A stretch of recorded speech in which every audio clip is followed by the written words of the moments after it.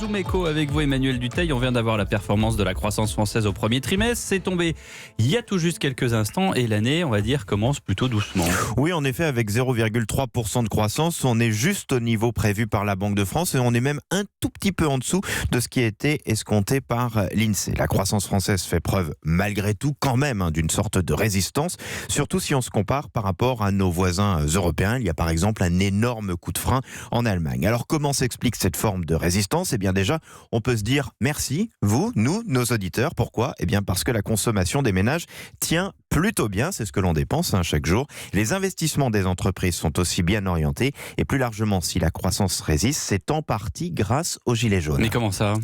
Eh bien, c'est tout simplement parce que le gouvernement a mis un petit peu de beurre dans les épinards à la fin de l'année sous la pression des gilets jaunes. Hausse de la prime d'activité pour les salariés au niveau du SMIC, heures sup défiscalisées et désocialisées, prime dite Macron également défiscalisée. Du coup, le pouvoir d'achat de certains salariés s'est vraiment amélioré. Mine de rien, après des années de stagnation, c'est un petit coup de pouce bienvenu, selon l'OFCE, qui est un institut de conjoncture sérieux et pas véritablement à la botte du gouvernement. La hausse du pouvoir d'achat va même être la plus importante depuis 10 ans. Certains au gouvernement le reconnaissent. Ce n'était pas notre politique, mais bon, on va quand même pas se cacher derrière. Et du coup, Emmanuel, une croissance qui se tient à peu près, c'est une bonne nouvelle en ce moment pour le gouvernement. Oui, ça permet de payer une partie des dépenses faites justement pour les Gilets jaunes. Selon Gérald Darmanin, le ministre des Comptes publics, qui était hier matin l'invité d'Europe 1, la facture en est quand même déjà à plus de 16 milliards d'euros. Mais le problème, c'est que si sur le papier, le pouvoir d'achat augmente, notre ressenti est très différent. Rares sont ceux qui se disent « Ah bah tiens, ça va vraiment mieux », surtout à un moment où les prix de l'essence remontent fortement et les prix du carburant redeviennent là, en ce moment, au sein des ménages, un véritable sujet d'inquiétude. Et par ailleurs, les gains de pouvoir d'achat ne sont pas directement réinjectés dans l'économie. Pourquoi ?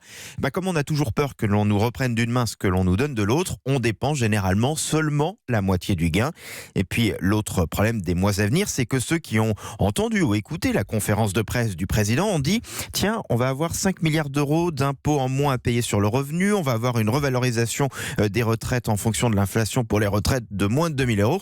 Pas de chance, pour ça il faudra attendre le début de l'an prochain. Bref, même si la France met, selon l'expression d'une économiste, un petit peu de petit bois pour soutenir le feu, on est encore très loin d'une flambée qui réchauffe et rassure, vous savez, ces bonnes flambées d'hiver, surtout que les signaux de ralentissement par ailleurs un peu partout dans le monde sont réels. Donc tout cela reste doux et fragile. Merci Emmanuel Dutheil pour le Zoom Echo.